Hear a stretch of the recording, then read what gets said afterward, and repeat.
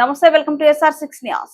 Hanamkonda collectorate లోనే IDOC సమావేశ మందిరంలో రైతు భరోసా పథకం విధి విధానాలపై నిర్వహిస్తున్న ఉమ్మడి వరంగల్ జిల్లా కార్య సమావేశంలో ముఖ్య అతిథిగా పాల్గొన్న మంత్రివర్గ ఉపసంఘం చైర్మన్ ఉప ముఖ్యమంత్రి మల్లు భట్టి విక్రమార్క, సభ్యులైన రాష్ట్ర వ్యవసాయ శాఖ మంత్రి తుమ్మల నాగేశ్వరరావు, ఉమ్మడి వరంగల్ జిల్లా ఇన్ఛార్జ్ రాష్ట్ర రెవెన్యూ సమాచార పౌర సంబంధాల శాఖల మంత్రి పొంగులేటి శ్రీనివాసరెడ్డి, రాష్ట్ర అటవీ పర్యావరణ దేవాదాయ శాఖ మంత్రి కొండా సురేఖ, రాష్ట్ర పంచాయతీరాజ్ గ్రామీణాభివృద్ధి శ్రీ శిశు సంక్షేమ శాఖ మంత్రి దనసరి అనసూయ సీతక్క, ఎంపీలు బలరాం నాయక్, డాక్టర్ కడియం కావ్య, రాష్ట్ర ప్రభుత్వ విప్ రామచంద్ర నాయక్, ఎమ్మెల్సీ బసవరాజు సారయ్య, ఎమ్మెల్యేలు నాయని రాజేందర్ రెడ్డి, కడియం శ్రీహరి, దొంతి మాధవరెడ్డి, రేవూరి ప్రకాష్ రెడ్డి, కెఆర్ నాగరాజు, యశస్విని రెడ్డి, గండ్ర సత్యనారాయణ, మురళీ నాయక్, కార్పొరేషన్ల చైర్మన్లు, ఉమ్మడి వరంగల్ జిల్లా కలెక్టరేట్లు, అదనపు కలెక్టరేట్లు, వ్యవసాయ శాఖ సంబంధిత శాఖల అధికారులు, ఇతర వర్గాల నుంచి మంత్రివర్గ ఉపసంఘం అభిప్రాయాలను సేకరిస్తున్నారు. పట్టా ఉన్న రైతుకు మాత్రమే గతంలో రైతు బంధు రావడం జరిగింది. పట్టా లేని రైతుకు రాలేకపోయింది సార్. అనాథ నుండి 40-50 ఏళ్ళు 60 ఏళ్ల కాంచెలు కూడా అసైన్ భూమి, పోడు భూమి పేరుతో సాగు చేసుకుని జీవనం సాగిస్తున్న రైతాంగం వేలాది ఎకరాల్లో ఉన్నారు సార్. వరంగల్ జిల్లా నర్సంపేట కాన్స్టిట్యున్సీలోనే ఖానాపూర్ మండలి కానీ తర్వాత చాలా వేల ఎకరాలు పెద్ద ఇరిగేషన్ పాకాల ఆయకట్ సార్, పాకాల సరస్సు సార్. పాకాల సరస్సు సుమారు 30,000 ఎకరాలు సాగు అవుతా ఉంది.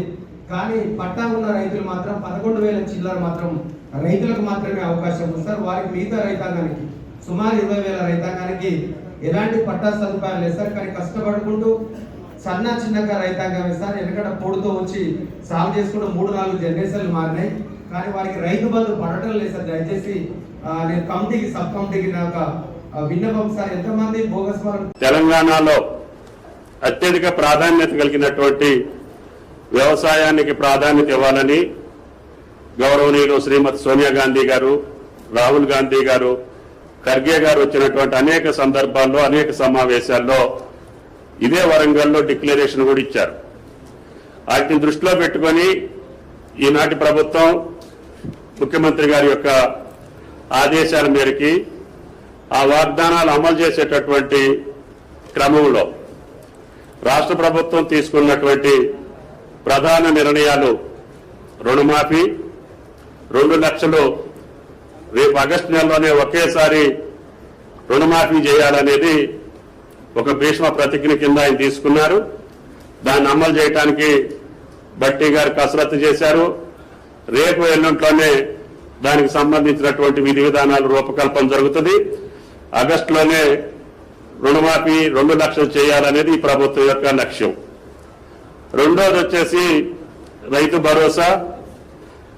గతంలో రైతు బంధుగా ఎన్నికల ముందు అయితే మనం పార్లమెంట్ ఎన్నికల సందర్భంలో రైతుల యొక్క కోరిక మేరకి 7,562 కోట్లు ఒకే రోజు రైతుల యొక్క ఖాతాలో జమ చేశాం. ఈ 2 పథకాలతో పాటు మళ్లీ మనం రైతు భరోసా చేయాలంటే గతంలో జరిగినటువంటి రైతు బంధులో జరిగినటువంటి పద్ధతుల్ని రైతులకు ఏ రకంగా ఉపయోగపడ్డాయి, భవిష్యత్తులో మనం దీన్ని ఏ రకంగా చేయాలి అనేటటువంటి రైతుల అభిప్రాయం కోసమే ఈరోజు ఈ సమీక్షను పెట్టుకున్నాం. కాబట్టి దయచేసి రైతులందరూ కూడా రైతు భరోసాను ఏ రకంగా చేస్తే సామాన్యులకి, చిన్నకారు సన్నకారు రైతులకు ఉపయోగపడుతుందో ఈ సమావేశంలో మీరు వెల్లడించాలనేది ప్రభుత్వం యొక్క కోరిక.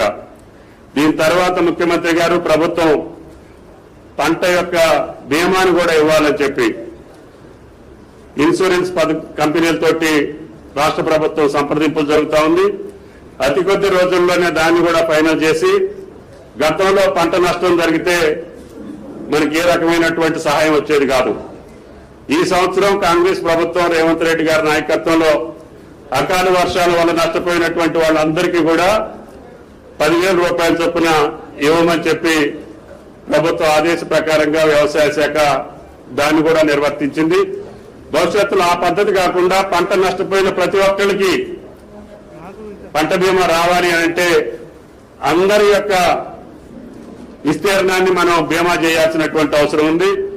ఉంటున్నటువంటి రైతు నుంచి ఎంత పెద్ద రైతైనా సరే పంట వేసినటువంటి పంట నష్టపోతే ఆ పంట నష్టపరిహారం ఇవ్వాలి, లేకపోతే రైతు నిలబడలేడు అనేటటువంటి ముఖ్యమంత్రి గారి యొక్క సూచనల మేరకి ఈ సంవత్సరం ఇన్సూరెన్స్ పథకాన్ని కూడా రూపొందించదలుచుకున్నాం. ఈ రకంగా గతంలో ఉన్నటువంటి అప్పులు తీర్చుకుంటూనే విత్తనాలు కానీ ఏ కొరత లేకుండా, ఎరువులకి కూడా ఏ కొరత లేకుండా ఈ ప్రభుత్వం రైతులకు సర్వసన్నద్ధంగా అన్ని కార్యక్రమాలు పూర్తి చేసింది. కాబట్టి దయచేసి రైతులు ఈ రైతు భరోసా మీదనే మీ సలహాలు, మీ సూచనలు ఇవ్వాలని చెప్పి కోరుకుంటూ సెలవు. Thank you. అందుకే ఆయన ఈ నిర్ణయం తీసుకునే ముందు మరి ఏదో నలుగురం 4 గోడల మధ్య కూర్చొని మనం మాట్లాడుకొని తీసుకోవడం కాదు, అందరి అభిప్రాయాలు కూడా సేకరించి వాటిని మరి న్యాయమైన వాటిని అందులోంచి మనం సెలెక్ట్ చేసుకొని వాటిని అమలు చేయాలనేది ఒక ఉద్దేశం. ఈ ప్రభుత్వం ఏంటంటే ఏది కూడా ఓపెన్ మైండెడ్ గా వెళ్తా ఉంది. గత ప్రభుత్వంలో కేసీఆర్ 100 సార్లు చెప్పాడు, మేము ఏ నిర్ణయం తీసుకున్నా కూడా అఖిలపక్ష మీటింగ్ పెడతామని. ఏ ఒక్క రోజు కూడా అఖిలపక్ష మీటింగ్ పెట్టలేదు. ఏ నిర్ణయాలు తీసుకున్నా కూడా 4 గోడల మధ్యలో నలుగురు కలిసి తీసుకున్న నిర్ణయాలు అమలు చేశారు. కానీ ఈ ప్రభుత్వం పారదర్శకంగా ప్రజలు విశ్వసించి ఈ రోజు మాకు అధికారం కట్టబెట్టారు. కాబట్టి ఏదున్నా ప్రజల ఆశాజనకంగా ఉండే విధంగా, ప్రజలు హర్షించే విధంగా నిర్ణయాలు తీసుకోవాలన్నదే ఈ ప్రభుత్వం యొక్క లక్ష్యం. అందులో ముఖ్యంగా రైతు అనేవాడు సంతోషంగా ఉన్నప్పుడే రాజ్యం సంతోషంగా ఉంటుంది. కాబట్టి మీరు బాధపడకుండా ఉండాలి, మీరు సంతోషంగా ఉండాలి అనే ఒక ఆలోచనతోటి ఈ రైతు బంధును రైతు భరోసాగా మారుస్తూ ఎటువంటి రైతులకు ఈ రైతు బంధు అనేది ఇవ్వాలి అనేది అభిప్రాయాలు నిపుణుల నుంచి మీ నుంచి తీసుకుని వాటిని అన్నింటినీ కూడా మళ్ళీ పరిశీలించి మళ్ళీ క్యాబినెట్ లో ఆ తర్వాత మేము నిర్ణయం తీసుకోవాలని ఇప్పుడు పెద్దలందరూ కూడా మాట్లాడారు. కాబట్టి మీరు కూడా స్పీచ్ రూపంలో ఇవ్వకుండా మీరు పాయింట్ వైజ్ గా ఇది ఒక 4-5 పాయింట్స్ చెప్పి కూర్చోండి. సమయం అందరికీ వచ్చే విధంగా సహకరించండి. అది ఆ నిర్ణయాలను మేము తప్పకుండా అమలు చేయడానికి మనము చైర్మన్ గారు, కమిటీ మెంబర్స్ అందరూ, వ్యవసాయ శాఖ మంత్రి గారు కూడా ఇక్కడే ఉన్నారు. ఈ భరోసా సంబంధించినటువంటి డబ్బులు ప్రజల డబ్బులు, అది చివరికి ఈజీఎస్ ఎంప్లాయీస్, ఈజీఎస్ కూలి వాళ్ళ నుంచి మొదలు పెడితే ఈ రాష్ట్రంలో ఉన్నటువంటి ప్రజలందరూ ప్రత్యక్షంగానో పరోక్షంగానో వాళ్ళు కట్టేటువంటి పనుల ద్వారా రాష్ట్ర ప్రభుత్వ ఖజానాకు వస్తున్నటువంటి సొమ్ము. కాబట్టి ప్రజల డబ్బునే నేను రైతు భరోసా కింద రైతులు ఇస్తున్నాను. కాబట్టి ఆ ఇచ్చే కార్యక్రమాన్ని ప్రజలందరూ అభిప్రాయాలు తీసుకొని దేవంతా ఒక దగ్గర పెట్టుకుని